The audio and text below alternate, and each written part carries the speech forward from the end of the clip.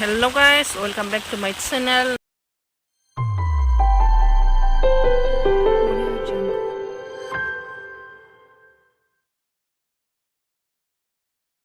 Này giờ này hay thốt fुंनिफ्रायनो अखा हादों फुंना मोनानिफ्राय आंथ' मिथिला जोंनाव फुं नुदों अखा हानाय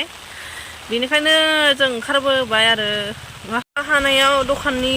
बुस्थु जानो लुगैनानै फैलायबाय जोङो गरम गरम लाड्डु जायोसोलाय अखा हाबाबो मानिया नै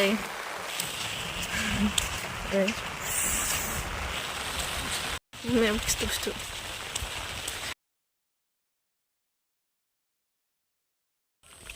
ना मोनदों ओइलाय मालाय माबा मानो दहाय ओमफ्राय नों माबायाखै लाङाखै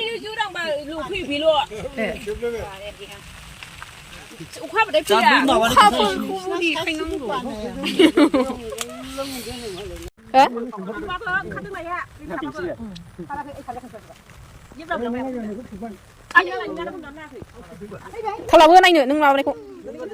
नों मासि जादों होनबालाय नों खाथियाव थाजानाय नङा नाखौल' नायसै नोंखौ नायला आं होनबालाय नोंनाबो दां बेनाबो जारेद दङ नै बानो न'आव मोसौ थांनाया बेखौसो रायखांहैनाय जादों मोनलोंगोन जौ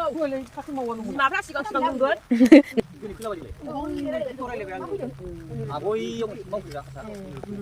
खुलुमलायदों बोरायखौबो बुरैखौबो फोरायदों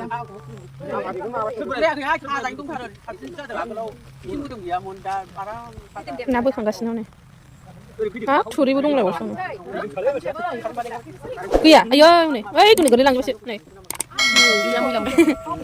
थैयो दखानावनो नै बैयावबो मोनो आरो जोंनिथिं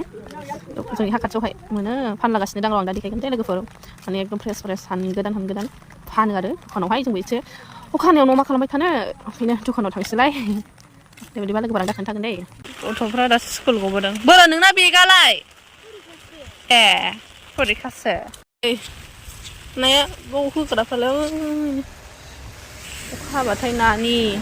बेयाव फानलाजोबनाय दं नै गामिनि दखान नालाय फिसा फिसा लाबोदो नायसै सावाखै नोंसोर जाबाय अबेबा खना लानानै सावबानो जायोमोन आल्ला नाजोब नै हो न'आव ना माबाखै होननाया बेनो लाबोनायनो बाबुमोन खावनानै लाबोनाय माथो फिसा फिसा नुथारबा केमेरायावलाय ओरैनोबाथ' 1 केजिखा बिसोरो 1 केजिजों बे नाखौ सुनाय नङाब्रा गिदिर गिदिरा मासो हमलाया गाबोन आंथ' जायाना बे खुसियाखौ बेखौ एवजामसैलाय थै जाग्रा बुस्थु नावथ' जाखाया